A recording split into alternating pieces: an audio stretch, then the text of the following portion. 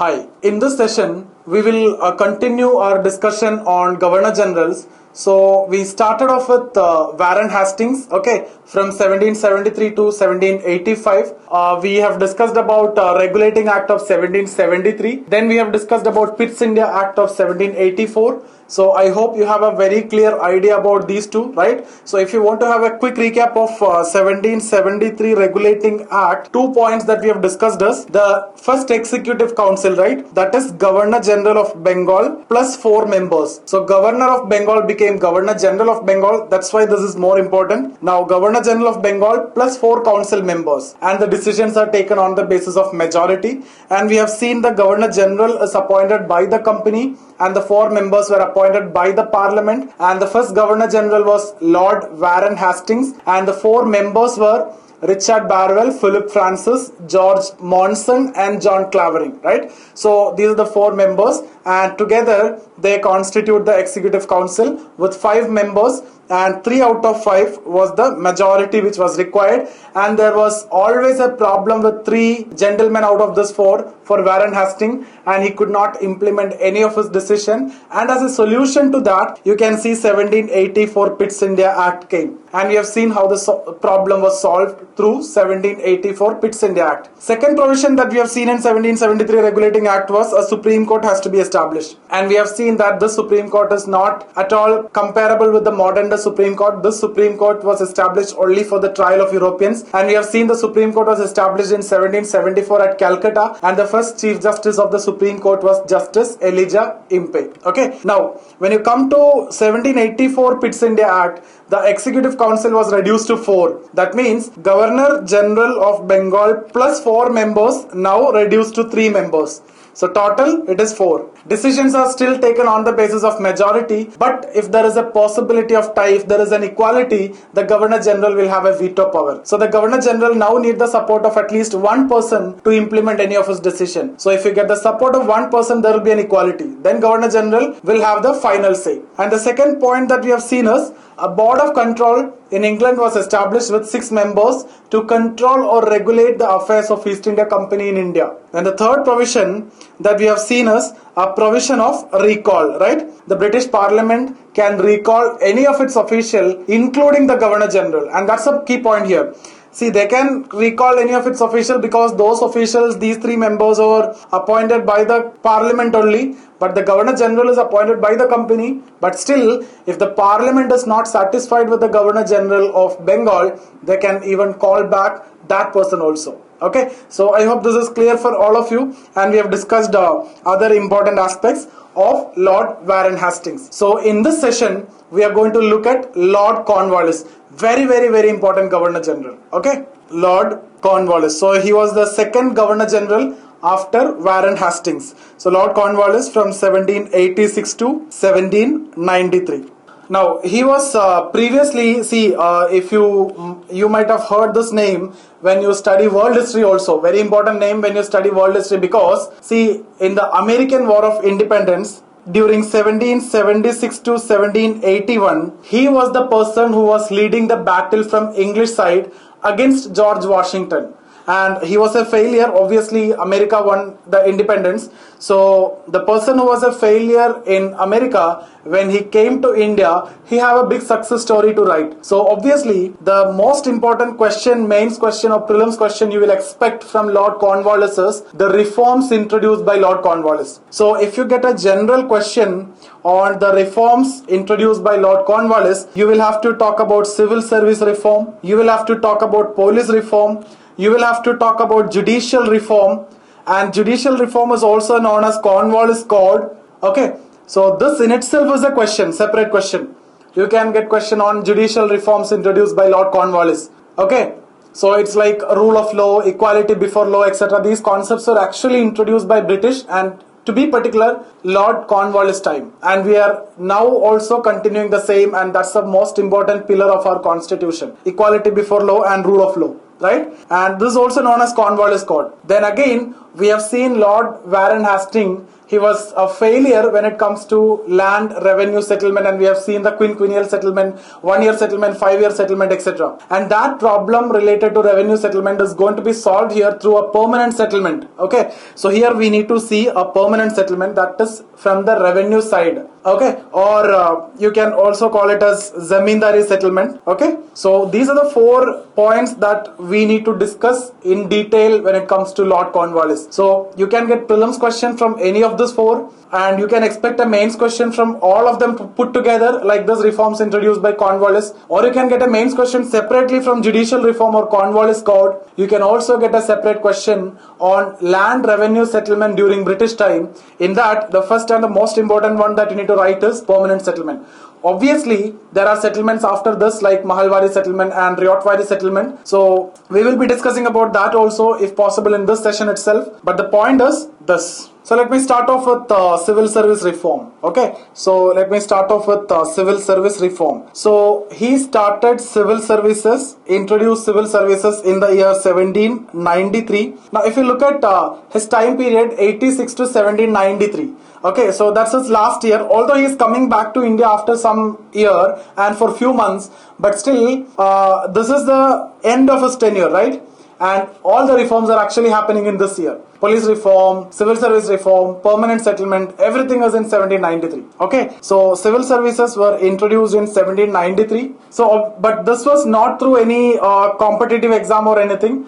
Okay, and that you can see after 1833 Charter Act, and technically Indians started entering into civil services only after 1833 Charter Act, not here. So introduced in 1793, only after 40 years Indians could enter into civil services, because in Charter Act of 1833 there was a provision that no discrimination should be made in the recruitment of civil services on the basis of sex, color, creed, place of birth, etc. So because of that, technically Indians started entering into civil services from 1833 onwards. Obviously, the paper will be set in their favor and exam will be conducted in England, but still some Indians were managed to enter into civil services after 1833. But the point here is civil services were introduced in 1793. There was a question also from this in 2012 prelims, the father of civil services. So the father of civil service is Lord Cornwallis. Okay, he introduced civil services. Next is actually police reform.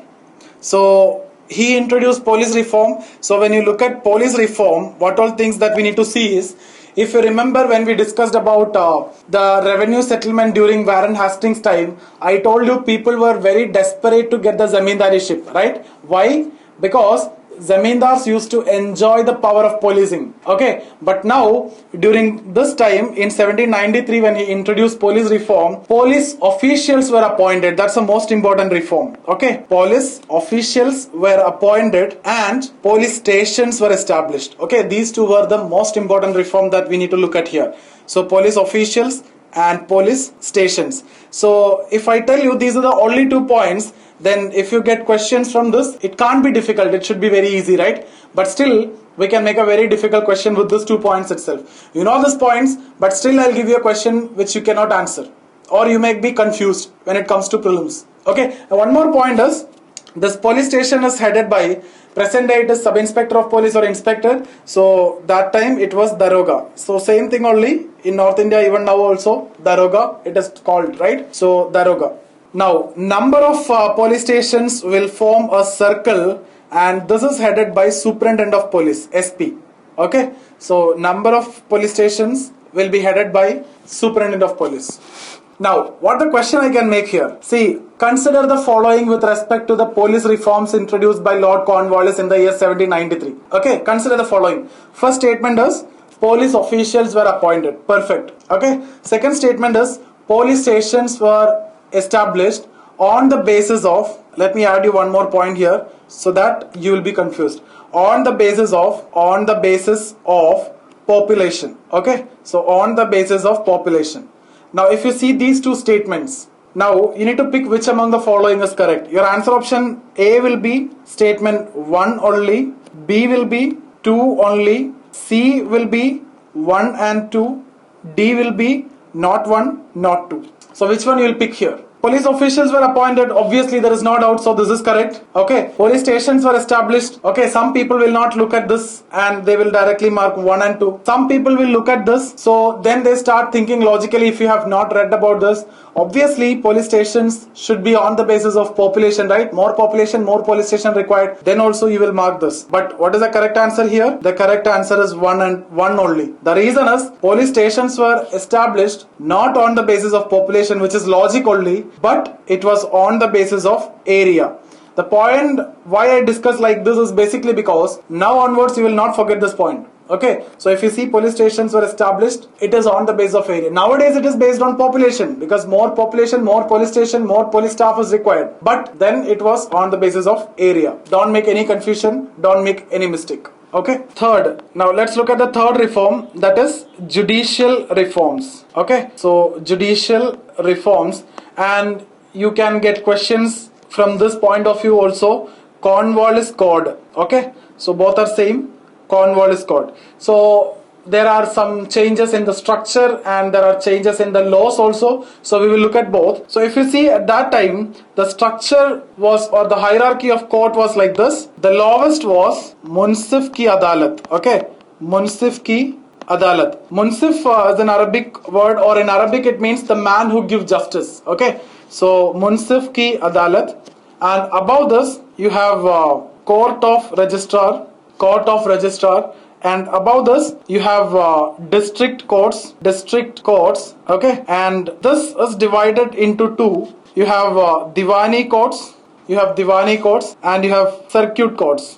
Okay, you have Diwani courts and you have circuit courts. Now, Diwani courts are for civil cases. This is for civil cases. So you know what you mean by civil cases, right? Marriage, adoption, okay, divorce, etc. Property. These are the civil cases. So Diwani courts are for civil cases. Circuit courts are for criminal cases. Okay, so these are criminal courts. Now Lord Cornwallis established 4 Diwani courts. That can be a question in prelims. 4 Diwani courts were established at Dhaka, Patna, Calcutta and Murshidabad. Okay, so Dhaka, Patna, Calcutta and Murshidabad. You can get a prelims question from this also. Which among the following were the Diwani courts established by Lord Cornwallis? And you'll get options like 1, 2, 3, 4 like this. Okay, now instead of Patna, if I give you Bombay, okay, then answer options will be A, B, C, D. What will be the answer options? First options will be 1 and 2, okay, then 2 and 3, okay, then 1, 2, 3, then 1, 3, 4. Okay, so what will happen is most probably you will think that 1, 2, 3 is the answer. You may not think Murshidabad, there is no possibility. So you will eliminate 4 and you may pick this. Or you may pick Bombay, Calcutta are the 2 important cities, so you may pick this also. But the correct answer is 1, 3 and 4. Okay, this is the way they will make question. Now, you can see in 1833 there is a Charter Act. Okay, just before also we have discussed when we discussed about civil service reform. So in 1833 Charter Act, one point was the 4 Diwani courts which were established by Lord Cornwallis at Dhaka, Patna, Calcutta and Murshidabad were to be abolished and instead High Court to be set up. Okay, that was one of the provision, and later you can see High Court were established in Bombay, Madras and Calcutta. Okay, so here this is what you need to remember, 4 Diwani courts. Now if you look at circuit courts, these are criminal courts, these are not fixed courts, these were moving courts. Okay, now the High Court, the highest court for Diwani court is actually Sadar Diwani. Sadar is a Persian word, its meaning is actually head. So circuit court, the head is Sadar Nizamat. Okay, Sadar Nizamat. Okay, so Sadar Diwani and Sadar Nizamat. Now let's look at some of the changes that he introduced in law. See, some of the laws were highly biased. For example, if you take eyewitness law. Okay, so eyewitness law. See, if a judge is hearing a case and in front of him a rich and a poor is coming, okay, as eyewitness, he will listen to the word of the rich person. There is a bias, okay. Again, an upper caste and a lower caste is coming, the judge will listen to the word of upper caste. And a male and a female is coming, he will listen to the word of the male, okay. A Muslim and a Hindu is coming, he will hear the word of the Muslim. Okay, so there were a lot of prejudices. Okay, so what he did is he abolished everything. So he introduced most important point that we need to discuss is equality before law. Equality before law. So whether you are a male or a female or you are a kid or old person, everybody is equal in front of law. Okay, so now they made there is no difference between male and female. Earlier, see, ancient religious textbooks and all, you can see they malign female, right? So it was like one male, if you need to be equal with one male, two females should be there. So basically, if you need to overcome the male witness, you need to have the support of three female. That was the situation. But now one male is equal to one female.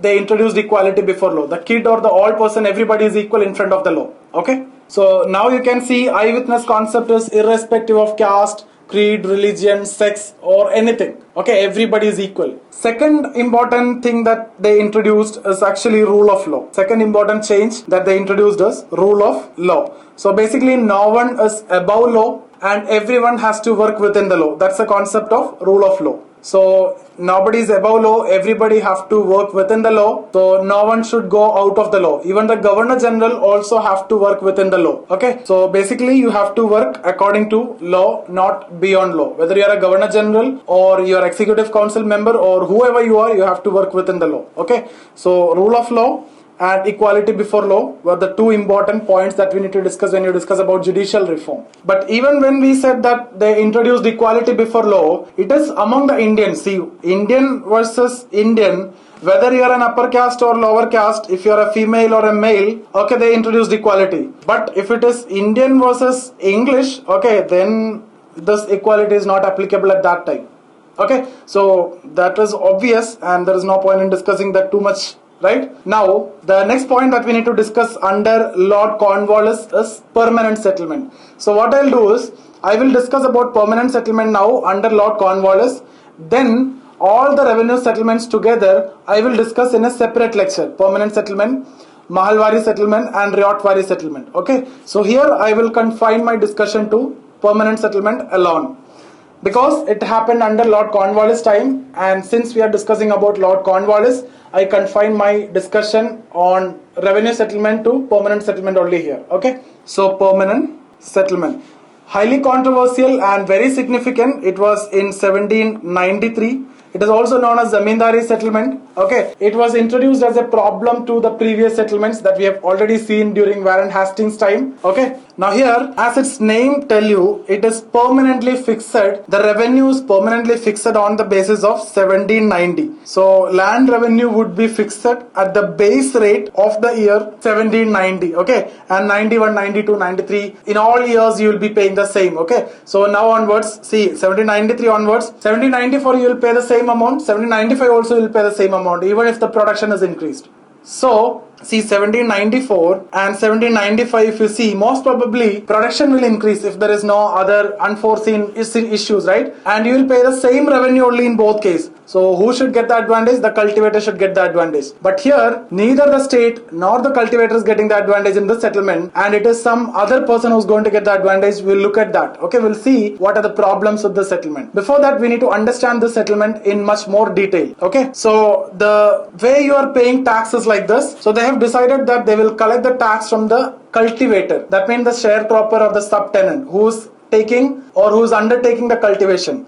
So the peasant will pay it to the zamindar and zamindar will pay it to the state. Okay, now if you look at this, and the zamindar is the owner of the land, okay, and this person is cultivating on his land. So ownership is given to zamindar. But if you look at this ownership is not absolute. It is between peasant and zamindar, zamindar is the owner. If it is between zamindar and state, state is the owner. And because of this, you can see, if the peasant is not able to pay the tax to the zamindar, this peasant will be evicted and a new peasant may be coming in. Similarly, if the zamindar is not able to pay the tax before the sunset of the fixed time, the state will evict the zamindar and another zamindar will come. And this was introduced through a new law which is known as Sunset Law. Sunset Law 1794. In 1794, they introduced this law. See, if you see the quinquennial settlement or the previous 5-year settlement and all during Warren Hastings time, there was no such provision like this, and that's what the problem. because during the time of bidding they quote the maximum amount. That was the problem, but the government cannot evict them. That was the second problem till the contract, right? Here the government is fixing the amount. Okay, so that problem is more or less solved, but still there are issues. We'll look at those issues now. Okay, so this was the situation. The ownership was given to the zamindar, but remember, this was not absolute ownership. That's again relative. When it comes to peasant and zamindar, zamindar is the owner. When it comes to zamindar and the state, state is the owner, and state can evict the zamindar. Similarly, the zamindar can evict the peasant. Okay, now since the amount is fixed, okay, so the tax is fixed, what the zamindar will get out of this? See, if you collect 100 rupees, okay, let me put it as 100%. 9% is for zamindar and 91% is for the state. So this is the way you are dividing. So if you collect 100 rupees, 9 rupees what zamindar will get as the commission. Or it was like this, 10 out of 11 for state and 1 out of 11 for zamindar. So this was the situation. So the zamindar is basically working for this 9%. But whether we will be satisfied this 9% or not, we'll look at when it comes to the consequences. Okay. Now, who introduced this? It was introduced by Lord Cornwallis and his deputy John Shore, and he is going to be the next Governor General. Okay. So Lord Cornwallis and John Shore. So these were the two people who introduced this settlement. Where it was introduced, that's the most important point. It was introduced in Bengal, Bihar, Orissa. So if you look at this, he was the Governor General of Bengal. So obviously in that area only, Bengal, Bihar, Orissa, and some parts of Tamil Nadu and Benares also. But predominantly in eastern part of India. Just look at this eastern part of India. Okay, so permanent settlement, eastern part of India, Bengal, Bihar, Orissa. Some parts of Tamil Nadu and Benares is also there. But this is a point that you need to remember. Okay, so it is easy to remember because it was Cornwallis. He was the Governor General of Bengal, so near to Bengal, that area. Bengal comprised of Bengal, Bihar, Orissa. Okay, so how much area it was introduced? It comprised of around 19% of British India. Okay, so this settlement was around 19% of British India. So these are the points that you need to remember. So the condition was like this. Peasant will pay to zamindar, zamindar will pay to the state. It is called as permanent settlement. Why? Because the revenue is fixed on the basis of 1790. Okay, it is also called as zamindari settlement. Okay, now what the zamindar will get? 1 out of 11 or 9%. State will get 10 out of 11 or 91% of the collected amount. Now who introduced? Lord Cornwallis and John Shore. Where it was introduced? Bengal, Bihar, Orissa, parts of Tamil Nadu and Benares. 19% of British India. Now if you look at the consequences, let me quickly discuss about the consequences of this, which is again very important when it comes to mains.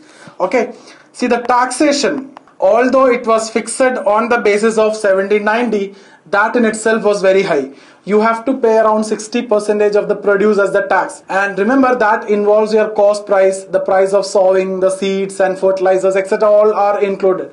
Okay, so when it comes to all those things, you are around paying around 80 to 85% as tax itself. Okay, so you are left out with nothing. So that is one of the most important problem. The taxation was very high. So most of the time you will not be able to pay tax. In case if there is a crop failure or if there is any issue, climate related issue, you will not be able to pay tax. But you don't want to lose your land. So what will happen is you will approach some people for getting money and you will borrow money. So some sections of people have seen this as a great opportunity to lend money to the subtenants or sharecroppers for a very high interest rate. Okay, so you can see a group of money lenders emerged. Money lenders or mahajans emerged during this time, and they charge very high rate of interest.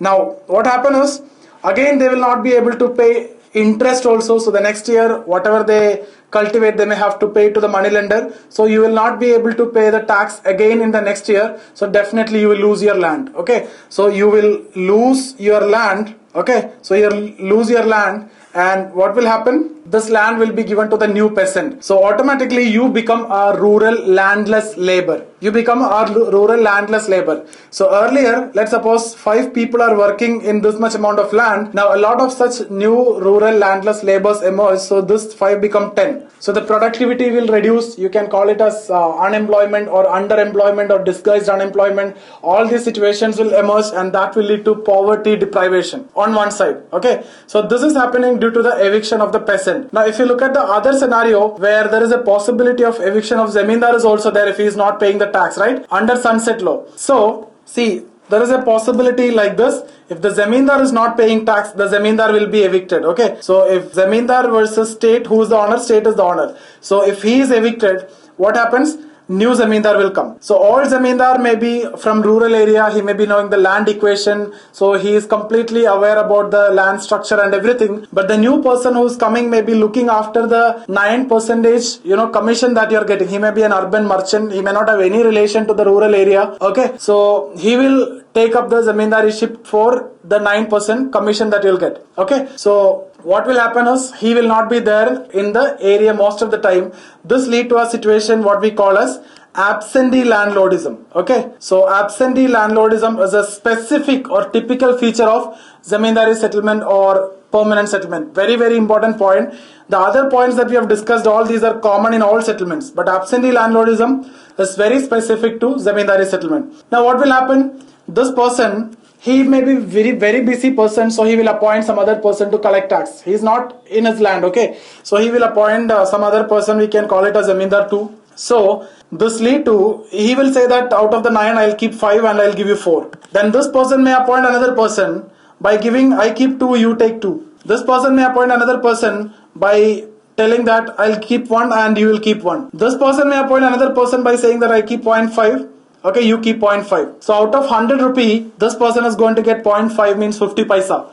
And that will be very, very cheap. Okay, so what he will do is, he will charge more and more from the peasant. See, let's take a hypothetical case. Okay, so the peasant is getting 2000 from the production. Okay, and you are supposed to pay 1000 rupees as the tax. 1000 rupees as the tax. So 1000 is there with us, the peasant. Okay, next year, so this is the first year. Second year also, there is an increase in this one, that is increased to 4000. How much you need to pay as tax?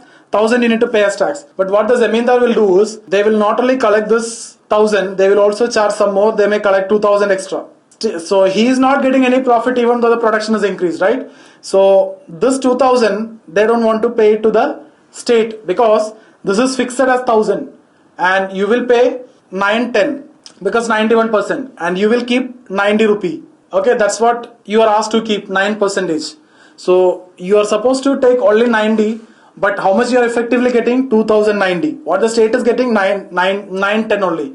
Neither the state nor the peasant is getting the benefit even if there is an increase in production. It's a zamindar or the intermediary who is getting the advantage. So you can see another impact as a lot of exploitation by the zamindars. Exploitation. Okay, now next point you can see a lot of intermediaries. Okay, chain of intermediaries. That is also a specific problem with respect to permanent settlement. So chain of intermediaries. These are the impact that you need to write. Okay, so you can write high rate of taxation that led the peasant were not able to pay the tax and money lenders emerged. So they charge very high rate of interest. That led to these people becoming very poor and poverty. So they sell their land or they leave the land, they lose their land, they become rural landless labor. That will create a situation of unemployment or underemployment or disguised unemployment that lead to poverty, that lead to deprivation. Okay, all these issues you can write. You can also write this situation: absentee landlordism, exploitation by the zamindar, chain of intermediaries. And out of this, these two are very important because these two are very specific feature of permanent settlement that you cannot see in other settlements. But everything else that we have discussed, all these consequences you can see in permanent settlement, Mahalwari settlement and in Riotwari settlement also. But this too is very, very specific. So I hope all of you understood this much. What we'll do is we'll discuss the Riotwari and Mahalwari in a separate heading where I will also discuss quickly again about permanent settlement, okay, as land revenue settlement.